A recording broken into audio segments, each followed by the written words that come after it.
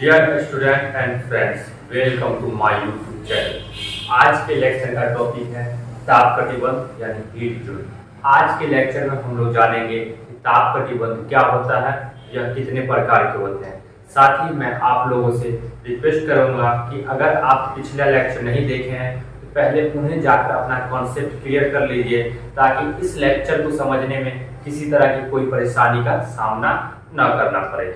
चलिए हम लोग बिना देरी किए हुए अपना लेक्चर स्टार्ट कर। सबसे पहले हम लोग कटिबंध के बारे में समझते हैं कि ये कटिबंध क्या होता है। तो देखिए, ये कटिबंध यानी जिसे हम लोग जोन बोलते हैं,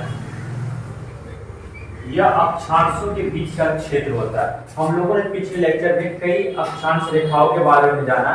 तो ये जो कटिबंध होता है, इन्हीं अक्षांशों के बीच का क्षेत्र होता है, यानी अक्षांशों के बीच के क्षेत्र को हम लोग क्या बोलते हैं?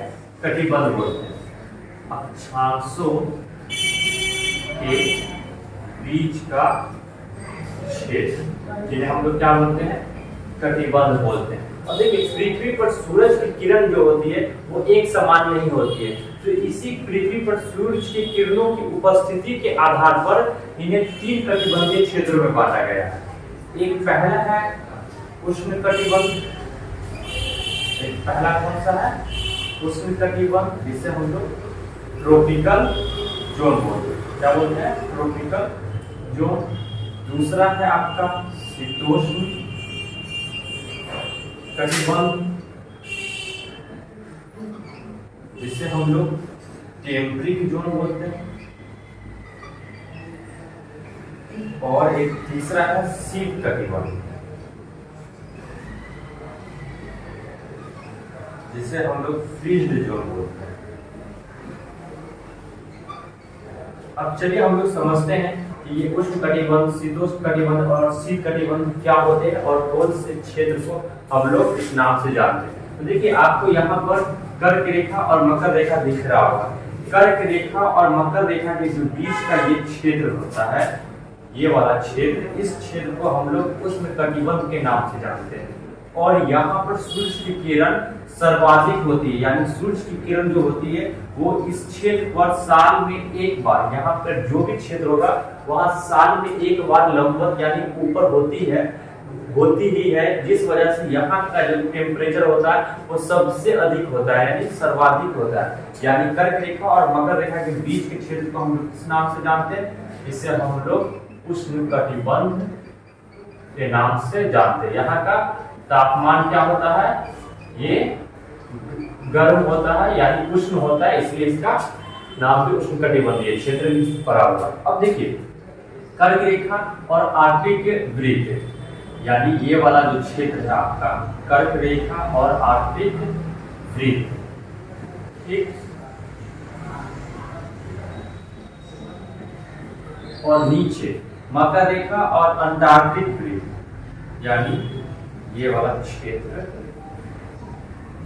इस क्षेत्र को हम लोग शीतोष्ण कटिबंध बोलते हैं, क्योंकि यहाँ जो सूर्य की किरण होती है वो तिरछी पड़ती है, जिसकी वजह से यहाँ का टेम्परेचर जो है वो घट जाता है। यानी ये वाला जो क्षेत्र है आपका मकर रेखा और अंटार्कटिक वृत्त, इसे हम लोग शीतोष्ण कटिबंध बोलते हैं।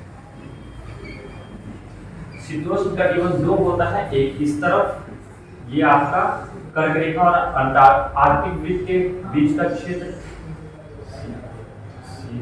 शीतोष्ण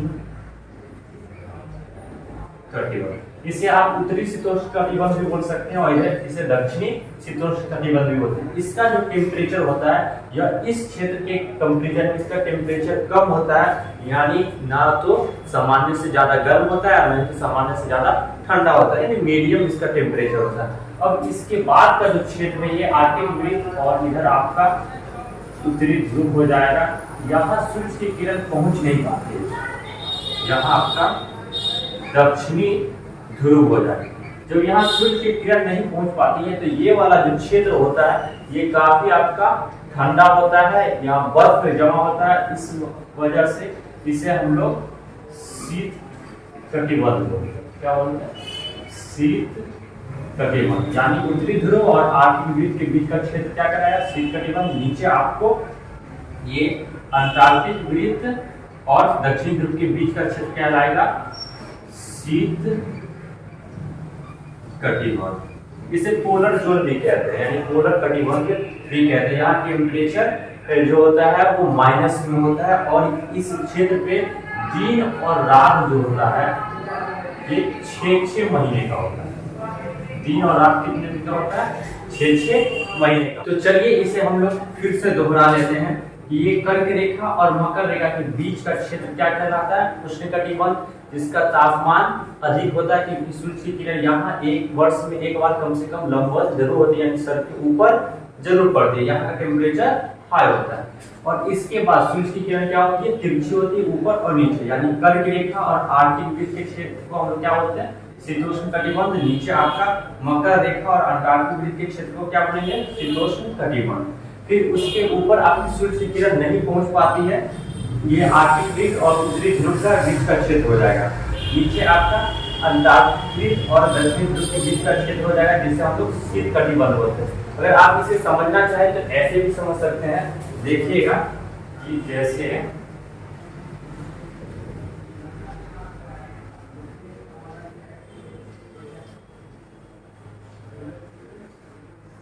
यहाँ पे हमने इसको समझने के लिए एक टॉर्च एज्यूम कर लेते हैं। यहाँ पे देखिएगा कि टॉर्च की जो रोशनी है वह इस क्षेत्र पे डायरेक्ट पड़ता है, तो यहाँ का जो टेम्परेचर होता है होगा वो क्या होगा, हाई होगा। और यहाँ जो है टॉर्च की रोशनी वो तिरछी पड़ेगी, तो इस वाला क्षेत्र में जो टेम्परेचर होगा वो कम होगा। और यहाँ जब टॉर्च वो क्या पड़ेगी की रोशनी तिरछी पड़ेगी, तो यहाँ भी टेम्परेचर कम होगा। और इस वाले क्षेत्र में टॉर्च की रोशनी सीधे पार कर जाती है, यानी यहाँ इस वाले क्षेत्र में टॉर्च की रोशनी पहुँचती ही नहीं है, तो ये वाला क्षेत्र क्या हो जाए, फ्रीज हो जाएगा, यानी यहाँ बर्फ जमा रहता है। ठीक, तो उम्मीद करता हूँ कि ये कॉन्सेप्ट आपको समझने में मदद कर देगा। तो चलिए हम लोग फिर नेक्स्ट लेक्चर में मिलेंगे। Thank you class, best of luck, have a nice day, bye bye.